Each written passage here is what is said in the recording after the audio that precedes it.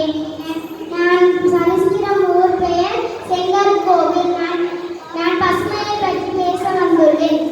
பழையன மரவா பண்பால் பண்பாடு போற்றும் சிறப்பால் தமிழ்பால் மீது கொண்ட வெறுப்பால் அறத்துப்பால் மீதுள்ள பொருட்பால் அடைப்பால் கிடைத்த உள்ளத்துப்பால் நாவு மிடிக்கட்டும் கரும்பால் புவி எங்கும் மொழிக்கட்டும் தமிழ்பால் இணை பாலிடுதரன் குவிப்பால் வரவேற்கிறேன் அனைவரின் எனது அன்பால் பசுமையும் பாரம்பரியமும் 10-12 தென்னை மரங்கள் பக்கத்திலே வேணும் நல்ல முத்துச்சுடர் போல